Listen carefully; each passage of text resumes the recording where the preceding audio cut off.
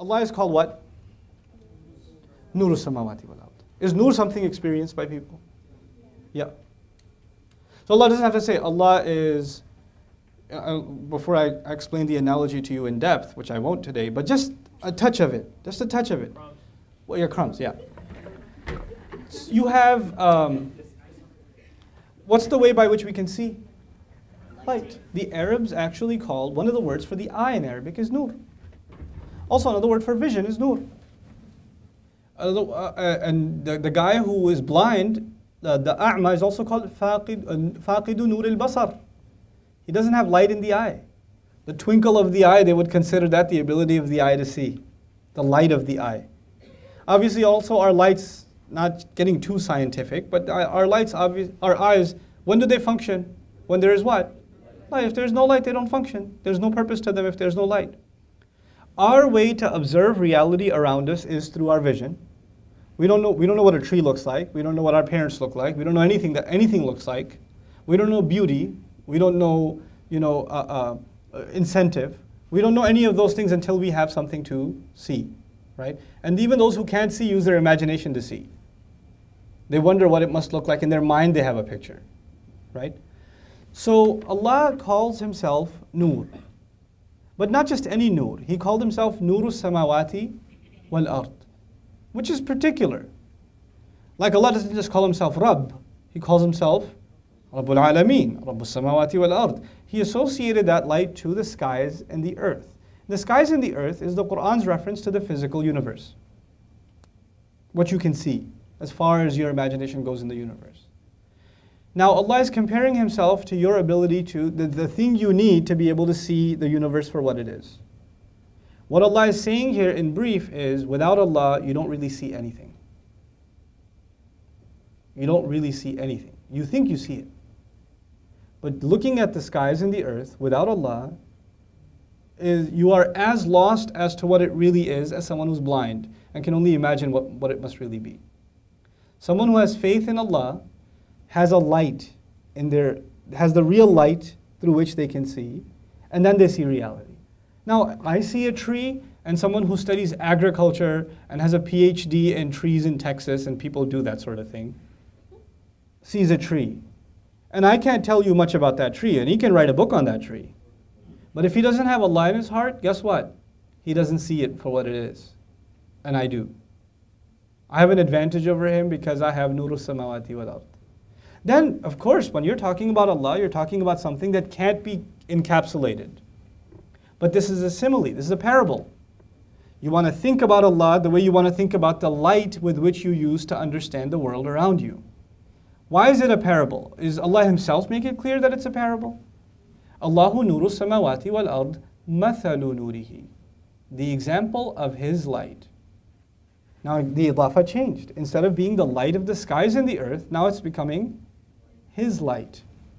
Meaning the light that He just referred to in this ayah, the parable He just gave. What can it be given a parallel to? Kamishkatin fiha misbah, to an indent, a niche in a wall. They do this in Texas construction, by the way. I haven't seen it much in the East Coast because we don't have anything in the East Coast. But whatever.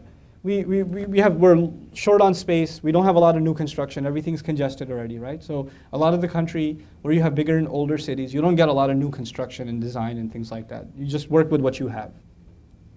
In Texas, they build these niches, large rooms, so there's the light wants to spread. So they'll build this kind of arch thing, and it's indented. You're supposed to put a lamp in there or a light in there or some art in there or something like that. Now, this is actually an ancient construction piece. To put a dent inside the wall, a niche, an arch inside the wall. Why? Because they put a lamp in there, and because of the shape of the arch, the light spreads to the entire room. It reflects off of it and lights up the entire room. Okay? So the purpose of that niche is to spread the light. That's what it does. That's called a mishkat. Mishkat. So the example of Allah's light is, you can think of it as an arch, fiha misbah, in which there's a lamp. Al-misbahu fi zujaja, the lamp is in a glass. And then he goes on to further describe the glass. But the interesting thing is, you're thinking about a house and a room that's dark originally. It's dark. And the only thing that, the place you would expect the light to be is where? Inside this arch. But that arch is empty unless you put what there? A lamp, and that lamp has to be lit. And if that lamp is going to survive, it has to have the right kind of oil. Pure oil. And the glass should be clean, because if the glass is dirty, light won't light up the room. It'll still be a damp room, right? That arch is actually the rib cage. In the analogy, it's describing a rib cage. It looks like an arch. And in it, Allah placed a hole, and in that hole He put a lamp. What's that lamp? Our heart. It's our heart. And then, describing that heart, He said, it's got the most refined material inside. Pure. Not inclining to the east nor the west. La sharqiyya wa la gharbiyya. In other words, you won't find this kind of oil in the east coast. You won't find it on the west coast. It's not even from this earth. It is otherworldly. You know where it's from? From Allah. That's the ruh. It's pure. It's pure. And that light, if you know something about pure, like gasoline or oil, like really refined oil, if the fire's over here and the gas is over there, what does it look to do? It actually jumps to it. It looks to the physical eye like it's jumping to it. That's why Allah says, يَكَادُ زَيْتُهَا يُضِيءُ. Its oil wants to light up. And it's beautiful that He said yudi'u and He didn't say yuniru. Yuniru, He wants to get on fire. It wants to set on fire. But He said He wants to light up. It wants to light up. And then it's interesting that He said yudi'u also and not yunawwiru or yunawwaru. Now, you know what it means? The word from nur. But yudi'u comes from the word daw. Daw is also light. Nur is also light. But Allah says, هُوَ الَّذِي جَعَلَ الشَّمْسَ ضِيَاءً وَالْقَمَرَ نُورًا. He made the shams diya, and He made the qamar nur. Nur is light that doesn't have any burning in it. There's no heat in it. Daw is light that has burning in it. The light of Allah is nur. The light you feel inside, some of it, it's not entirely nur, it's got an element of what? Daw in it. Why? Because when we experience that light, there's going to be some pain. There's going to be some burning. There's going to be some sacrifices. There's an element of difficulty inside the word yuli. وَلَوْ لَمْ تَمْسَسْهُ نَارٌ. Then Allah says, نُورٌ عَلَى نُور. Nurun ala nur, light upon light. Famous phrase, right? Light upon light. It's used in MSA flyers all the time, light upon light. What in the world does that mean? This lamp inside, this heart inside, Allah put light in it before we even got here. And then there's the light of revelation Allah sends. That's the light, that's also called light. فَآمِنُوا بِاللَّهِ وَرَسُولِهِ وَالنُّورِ الَّذِي أَنزَلْنَا. Believe in Allah the Messenger and the light that we sent down. Okay, now we're learning Allah is the way by which you see reality. We're also learning revelation is the way by which you see reality. But Allah says, this light, the light outside, will not be of any benefit if your eyes are closed or if you're blind. And what's the lamp you need inside?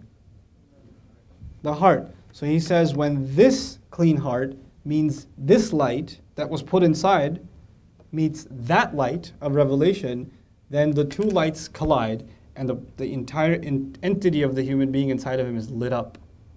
And He calls it nurun, ala light upon light. There's light on top of the light you already have inside. And this person gets lit up. The darkness inside them goes away.